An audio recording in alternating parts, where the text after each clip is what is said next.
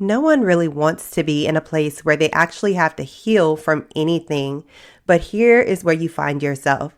And so healing in itself is hard, but it's so much better when you do it with someone else. Doing it in community makes it a much better and richer experience. So join me on today as we talk about why it is so important to heal in community. Join me right after this. Hey sis, welcome to Goodbye Heartbreak, Hello Healing. Are you hurt and confused after a recent breakup? Are you having thoughts like, I can't believe I'm here again. Why wasn't I enough for him? Or I'm never going to get married? Do you find yourself Googling how to get past the breakup or how to heal my broken heart? Do you start your morning feeling like you can finally breathe again, only to fall apart when you see a picture of your ex on social media? Hey sis, I'm Candace. I too was a single Christian woman who was heartbroken but still desired marriage. I too had numerous failed relationships and wished the right man would come along.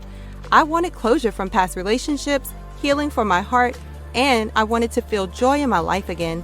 But the truth is, I had no idea where to start or how to make any of this happen until I found the secret, partnering with God to heal from heartbreak.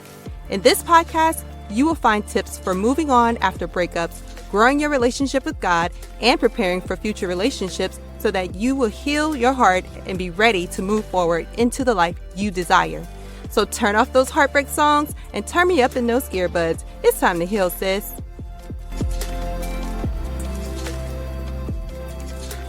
Hey sis, and welcome back for another episode of Goodbye Heartbreak, Hello Healing. Thank you for joining me on today. You guys, listen, your girl has been down sick. You hear me? I have been sick for over a week now, and I am still struggling. So I'm going to be like an octave lower on today, trying to preserve my voice enough to get through this podcast episode for you guys, because I can't have y'all out here 2 weeks in a row without a podcast episode. So thank you again for being patient. That's why I didn't show up last week, because I literally had no voice last week. And so, I'm just trying to make it through. So I'm going to get through this episode for you guys. It may not be as robust as I initially wanted it to be, but I'm going to do my best. So bear with me. Now, sis, first of all, make sure you are subscribed to the podcast. And if you haven't left your 5-star written review, please do that on Apple Podcast. Also, sis, I'm super excited because I am putting together our very first Sisterhood Connect event. It is a event where we will come together over Zoom and just kind of hang out with each other, connect as sisters, actually share encouragement. I'll have a Q&A session. You can submit your questions ahead of time and for a chance for me to answer during that time. But I'm going to come with just some encouragement, and I want you all to be able to connect with each other during this time. So make sure you go and register for this event. It is completely free. Go to candiceA.myflowdesk.com/connect. All right. That might be a lot, but I do have a link for you in the show notes. So go ahead and register there. Again, it's 100% free. It'll be happening on March 11th at 6:00 p.m. Central Standard Time. So go and save your seat right now.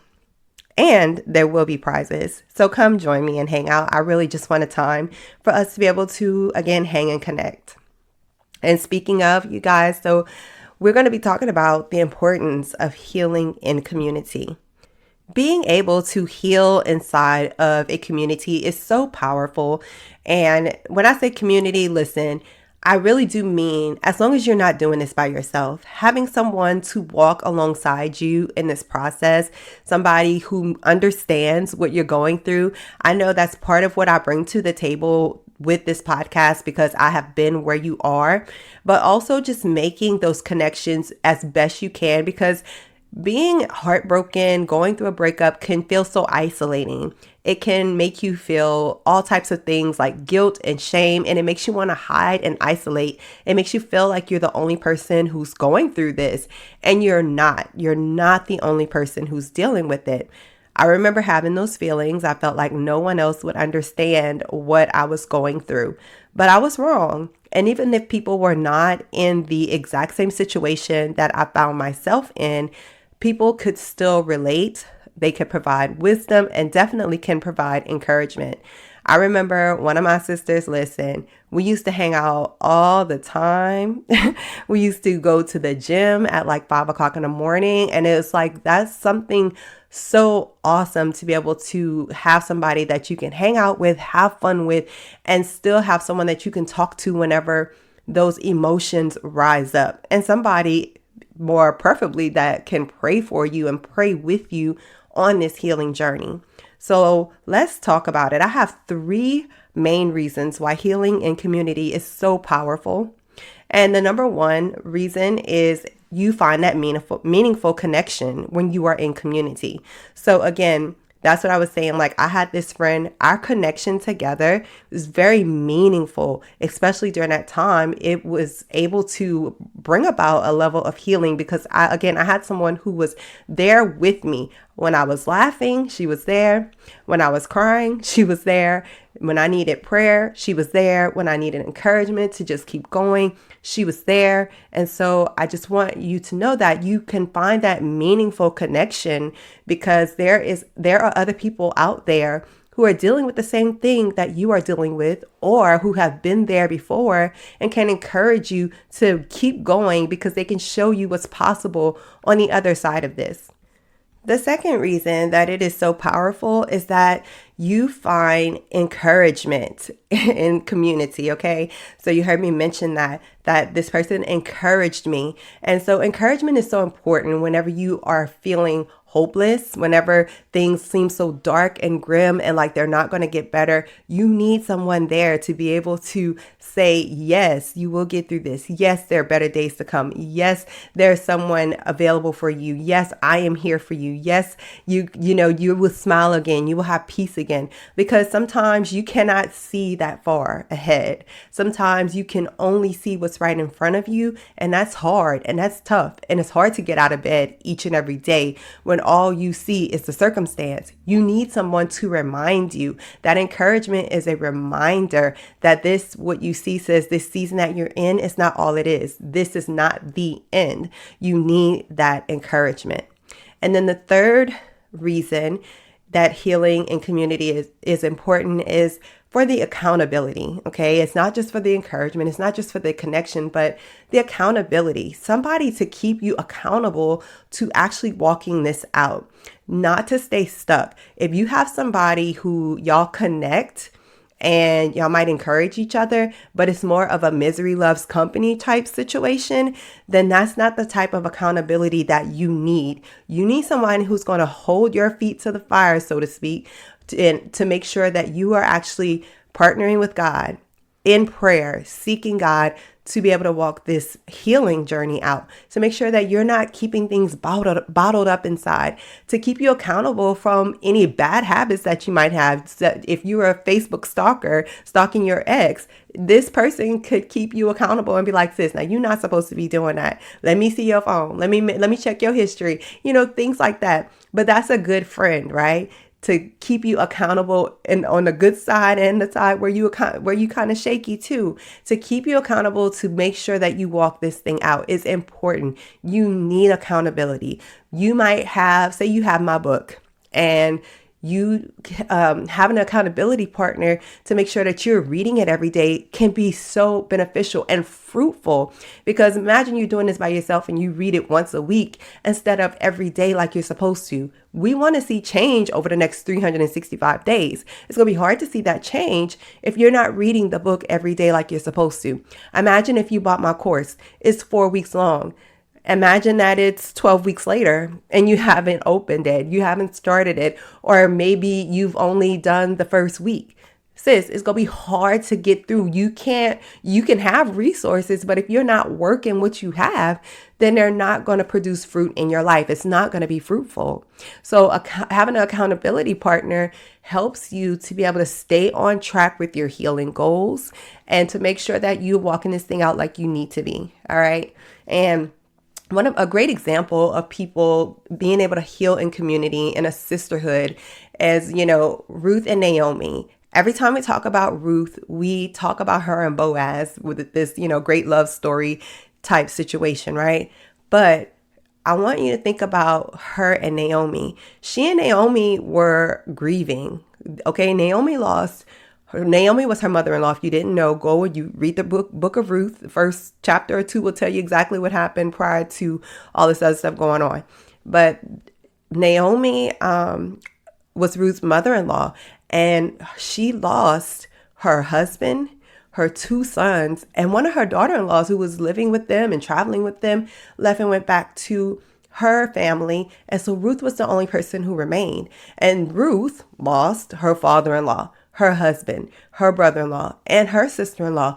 So much grief between these two women, yet they stuck with each other. They had a meaningful connection. They were able to encourage one another and keep each other accountable. And through this process, they were able to find healing, and they were able to redeem their bloodline, so much so that Ruth is in the lineage of Jesus. Okay, she is in that lineage. And so just imagine if you are able to actually heal and go through this process in community with at least one other person, how different this process can be for you. All right. So that is why I am hosting this event. I would like to host them, ever so often, where we can come together, where you can feel a part of a community, and you can actually maybe reach out to some of the sisters who are actually there. All right. So, let me give you these 3 things again of why healing in community is important, why it is powerful. Number 1, you find meaningful connection. Number 2, you find encouragement. And number 3, you find accountability. And all of these things are essential to a successful healing journey. And let me tell you, you can heal by yourself. You absolutely can heal by yourself. But one thing I'm learning in this week and a half, right? I thought while I was sick that I was just going to let my body fight this virus, because that's what our bodies are designed to do, right? I was going to, drink my tea. I was going to take over-the-counter meds. I was going to do these things. I was like, I don't need to go to the doctor. The last few times I was sick, I was able to treat myself with over-the-counter meds and, some natural remedies. Well, this time it's more than it was before. And it was so difficult that by day 5, I was like, I have to go to the doctor. And I went to the doctor and I got a shot and I got some meds. And that allowed me to get my voice back. That allowed me to start to feel better, even though I'm not 100%. I'm not 100% healed right now. But I was like, man, imagine had I done this like 3 days ago, versus waiting till day 5. What if I'd have done this on day 2? Perhaps I'd be 100% better right now. So my point to you is, don't do it alone. I needed help to get over whatever this is that I'm dealing with. And so you might need help to actually go through this healing journey. And again, if you do it by yourself, you can do it. It just might take you longer. I may have been able to heal by myself. It just was going to take me even longer had I not gone to the doctor at all. And so you can do it by yourself, but it might take you longer. And the ride may not be as fun. It may not be as enjoyable. It may not even be as fruitful as you would want it to be. So just consider that. Consider that in trying to actually establish a community where you can actually find healing, find the things that you need, and people to walk alongside you on this journey. All right. So don't forget to register for the event. Again, go to CandiceABaddies.myflowdesk.com/connect. There is a link for you here in the show notes where you can go and register for it. It is 100% free. Don't miss out. I really want to see you there over Zoom so we can have a good time. And not to mention, y'all, my 40th birthday is in March. And so this is going to be a little light celebration also for my birthday. So I'm really excited about that. So join me. Again, I'm sorry if my voice is not what it needs to be. If you are new here, this is not normally how I sound, but I'm trying to preserve my voice as much as I can. All right, so I love y'all so much. Hopefully I'll be able to come back in full effect next week, and I will talk to you again real soon. Bye. Hey sis, listen, if you have been blessed, changed, or inspired by this podcast in any way, please subscribe to the podcast and leave a 5-star review on Apple Podcasts. This is the #1 way that you can thank me and show support for the show. Also, if this podcast blessed you, don't keep it to yourself. Do a quick share and bless someone else. Please know I am so grateful for each and every one of you, and I would love to hear from you. Come connect with me and other like-minded individuals in my Facebook group called Christian Women Overcoming Heartbreak and Finding Purpose. I can't wait to meet you back here really soon. Until then, remember to love the life you have while you're making it better. Love you, sis.